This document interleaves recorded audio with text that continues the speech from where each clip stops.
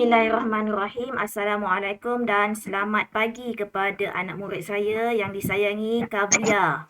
Kavia hari ini menemani Cikgu Ziana hari ini. Okey.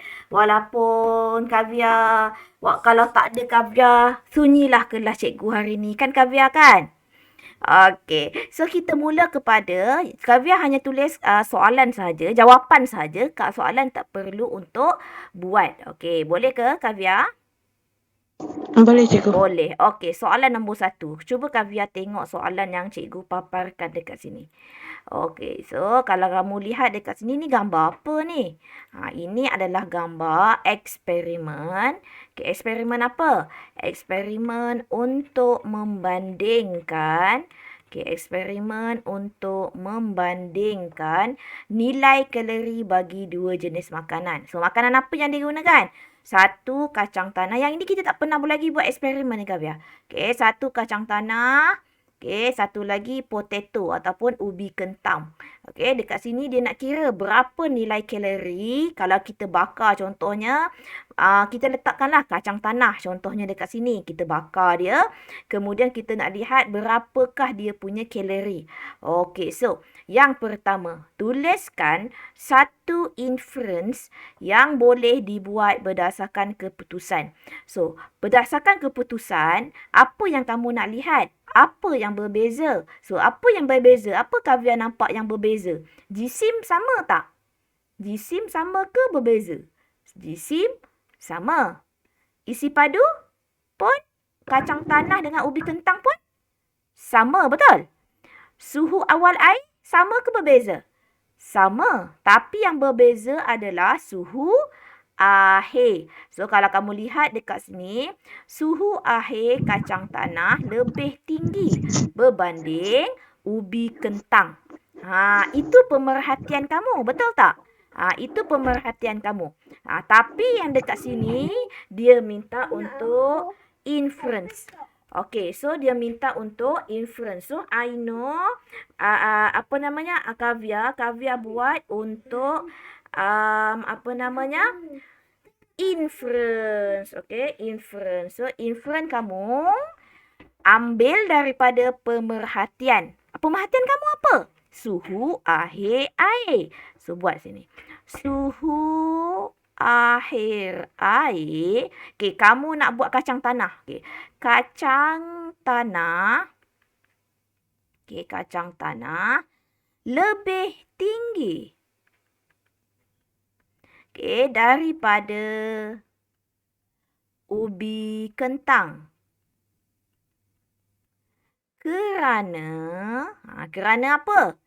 Kenapa suhu akhirnya tinggi?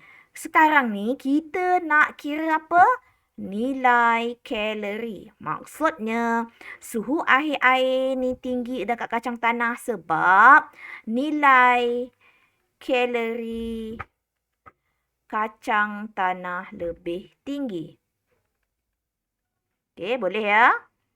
Lebih tinggi dari ubi kentang. Okey, dah siap. Okey, siap ya? Boleh Kavia? Kavia? Boleh. Kavia kena ingat ni Kavia macam mana nak buat inference. Apa-apa pun ambil pemerhatian. So, ini adalah pemerhatian kamu. Yang cikgu bracketkan ni, ini adalah pemerhatian. Ini adalah pemerhatian. Kalau buat inference, mesti ada perkataan kerana. Kerana apa? Okay, kerana RV. Okay, RV kamu adalah, kamu ambil RV yang tak nampak. Sekarang ni dia nak kira apa? Cikgu, macam mana cikgu saya nak tampak nilai, RV yang tak nampak? Kamu ambil tengok dekat dia punya tajuk.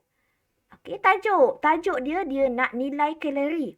Okay, ini bermaksud nilai kalori ni adalah RV tak nampak. RV nampak kamu adalah suhu akhir air. Suhu akhir air ni RV yang kamu nampak. Kamu ambil. Sebab apa dia kata? Sebab nilai kalori kacang tanah lebih tinggi daripada ubi kentang.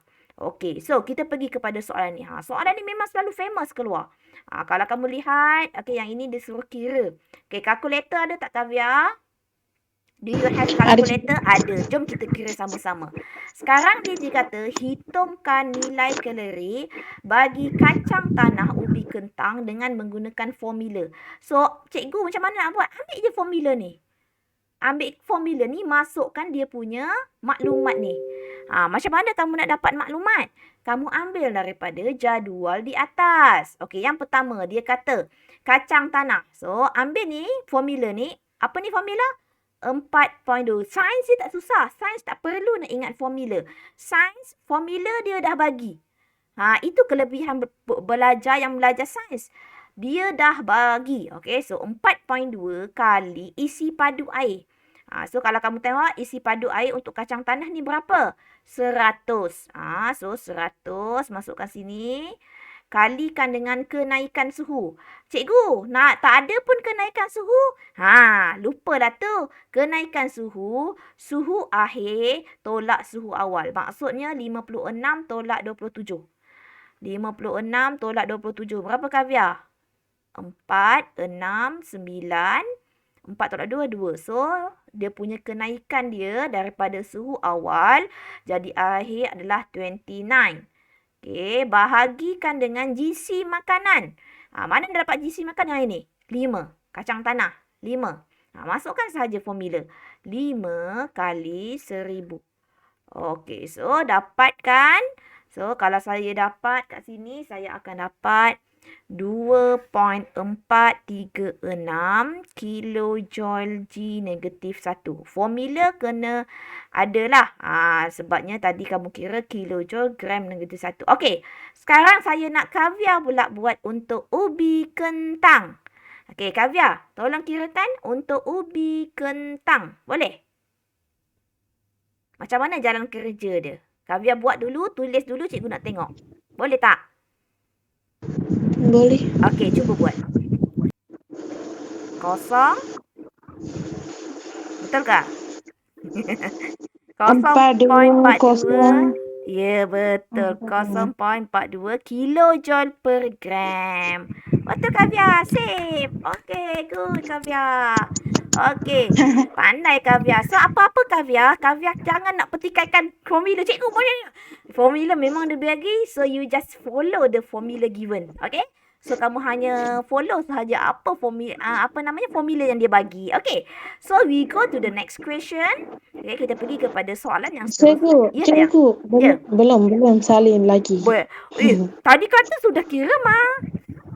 Sudah kira. Belum tadi. Okay, it's okay. Okay, take your time. Okay, so let's look for the next question. Belum.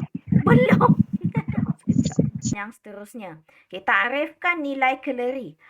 Dia kata takrifkan nilai kalori. So, kalau dia suruh takrifkan nilai kalori, dia bukan dah berkaitan dengan dia punya soalan. Kalau soalan selalu dikata takrif, berikan definisi secara operasi. Kalau definisi secara operasi berdasarkan eksperimen. Tapi yang ini takrifkan. Takrifkan ni biasa saja. So, kamu ambillah. So, nilai kalori ini daripada buku. Itu beza dia. Definisi secara operasi, dia mesti daripada eksperimen. Tapi kalau ini, kamu tengok je daripada buku. Sebab dia bukan DSO. Ini bukan DSO. Okay? So, nilai kalori bagi sesuatu makanan ialah jumlah tenaga yang dibebaskan daripada pengoksidaan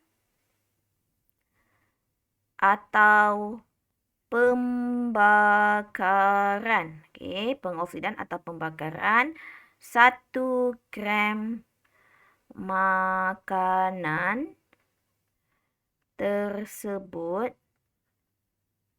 dengan lengkap. So, nilai kalori bagi sesuatu makanan ialah jumlah tenaga yang dibebaskan daripada pengoksidaan atau pembakaran 1 gram makanan tersebut dengan lengkap. So, ini definisi ikut buku. Okey, ini ikut buku. Okey. So, nombor D. Mengapa ia adalah penting bagi kita untuk kenapa kita kena penting? Kenapa perlu kita tahu? Oh, yang ini nasi ada 100 kalori. Yang ini mi ada 50 kalori. So, kenapa kena tahu, Kavya? Cuba fikir, kenapa? Untuk apa? Untuk mengekalkan kesihatan. Ataupun cikgu, kalau saya nak buat untuk mendapatkan gizi seimbang, boleh cikgu? Boleh. Okey. Tu dia ada macam-macam lah jawapan. Okey. Oleh sebab dia nak satu. Okey, dia nak satu saja. So, satu markah saja. Okey. Satu markah. So, dia nak 1 point saja. Okey, 1 point saja. Okey, boleh ya, Kavya? Boleh cikgu. Okey, salin dulu. Apa cikgu Untuk mendapatkan gizi yang seimbang. Kamu boleh pilih satu saja, Kavya. Saya buat 2 ni. Salah satu saja. Buat 1 cukup. Dah cikgu. Okey. So, kita pergi kepada soalan yang seterusnya. Okey, soalan yang seterusnya. Nampak tak? Pernah tak jumpa soalan ni? Soalan ni soalan tentang apa ni? Tentang dia nak kaji mengenai kesan nutrien dalam tumbuhan. Okey, kesan nutrien pada tumbuhan. Okey, yang ini daun hijau adalah larutan kultur. Yang ini dia pakai larutan kultur lengkap. Maksud larutan kultur lengkap ni maksudnya apa, Kavya? Maksudnya semua nutrien dia ada. 100% semua ada. Tapi yang ini nutriennya tak lengkap sebab dia tak ada nitrogen. Okey, so yang pertama, dia tanya apakah hipotesis? So, kalau dia tanya tentang hipotesis, kamu buatkan perkataan jika MV, maka RV. Jika MV, apa MV dia? MV dia kalau kamu lihat dekat sini, satu larutan, jenis larutan kultur. MV dia adalah jenis larutan kultur. Cikgu, kalau saya nak buat ini boleh cikgu? Larutan kultur lengkap dan larutan nutrien tanpa nitrogen. Boleh? Kalau kamu tak jumpa perkataan jenis. So, RV dia kamu nak lihat daun dia kan? Yang ini daunnya warna hijau, yang ini daun dia warna kuning. So, warna daun. Ini adalah responding variable kamu. So, cuba Kavya tolong buatkan untuk saya. Saya dah bagi tahu MV, cikgu dah bagi tahu RV. Okey, cuba Kavya try buat hipotesis. Jika MV, maka RV. Cuba buat. Boleh Kavya try.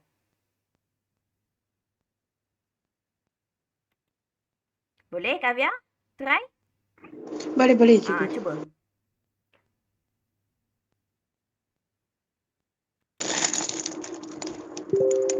Jika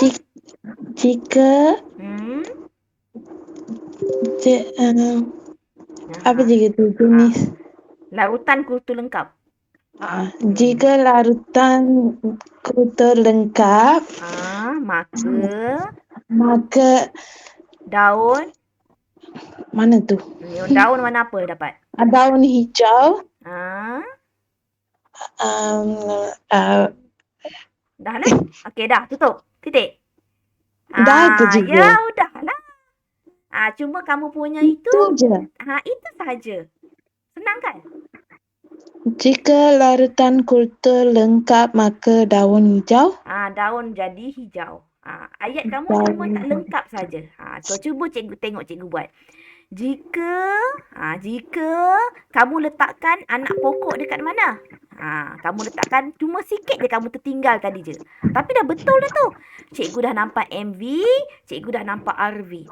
Okey, jika anak pokok, sebab yang dua-dua ni kita pakai anak pokok kan? Jika anak pokok diletakkan Okey, jika anak pokok diletakkan dekat mana? Larutan kultur lengkap. Kamu nak buat ini saja, betul? Kamu tak nak buat ini, kamu nak buat ini. Boleh, mana-mana pun boleh. Kamu fokus satu saja.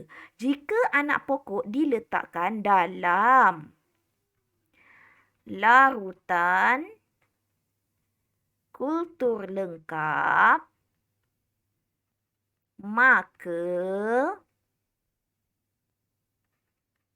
daun anak pokok warna apa?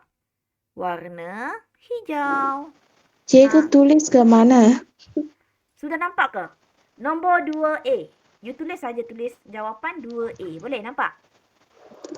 Dalam kultur lengkap ke? Dalam kultur lengkap.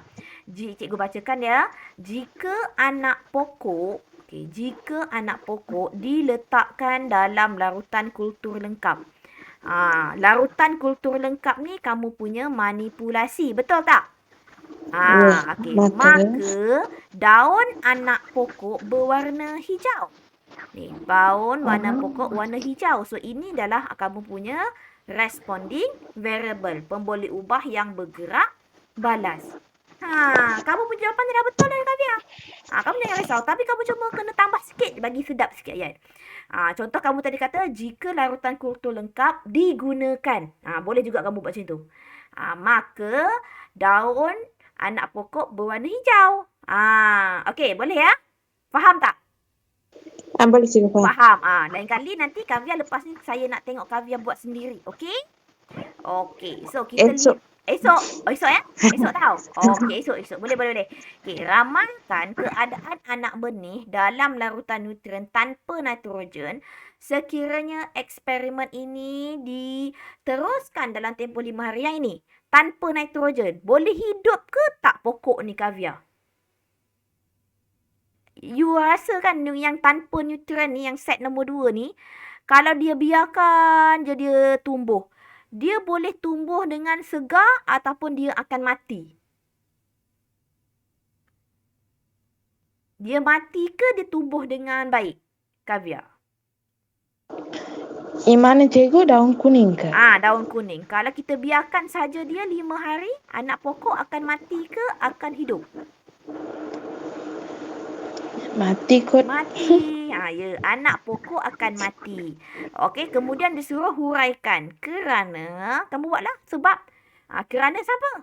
Dia tak cukup lagi nutrien, betul? Apa yang nutrien dia tak tunjuk? Nitrogen. So, dia tak boleh nak hasilkan makanan. Contoh kamu, Kavia. Every day kamu tak ada minum, kamu tak ada makan, nasi dengan lauk kan? Nasi, ikan ke ayam ke kamu tak makan every day. Sampailah berapa hari, kamu boleh mati ke tak? Boleh kan? Kamu boleh mati. Sama juga macam pokok. So, anak pokok pun akan mati. Kenapa? Kerana anak pokok tidak boleh menghasilkan makanan. Okey, anak pokok mati kerana anak pokok tidak boleh menghasilkan makanan. Okey, Kavia sudah ke? Belum cikgu. Okey, kalau sudah bagi tahu cikgu ya. Okay, for the next question, nyatakan satu faktor yang tidak berubah. Apa maksud faktor tidak berubah? Faktor yang tidak berubah maksudnya yang sama. Dua-dua ni dia pakai pokok yang sama ke pokok yang berlainan, Kavia? Mesti pakai pokok yang sama. Kalau sini dia pakai pokok tauge, ini pun kena tauge. Kalau ini dia pakai pokok daun, kacang hijau tu, ini pun kena pakai kacang hijau. So, apa maksudnya? Apakah faktor yang tidak berubah? Jenis apa, Kavia? Jenis anak Pokok. Jenis anak pokok. Kavia kena ingat tau. Faktor tidak berubah ini dimalarkan. Pemboleh ubah yang dimalarkan. Tulis situ. Tidak berubah maksudnya dimalahkan. Okey, Kavya tulis jawapan saja. Soalan tak payah tulis. Okey, pergi kepada soalan yang seterusnya. Berdasarkan eksperimen ini, nyatakan. Yang ini baru dia kata nyatakan definisi. Bila dia kata nyatakan definisi secara operasi, mesti berdasarkan eksperimen. Dia tanya tentang apa? Dia tanya tentang larutan kultur lengkap. So, tulis balik apa yang dia tanya. Dia tanya larutan kultur lengkap mesti ada perkataan apa? Kavya, saya kata ialah. So, dia sejenis apa? Dia adalah sejenis bahan. Apa yang kamu nampak? Bahan tadi.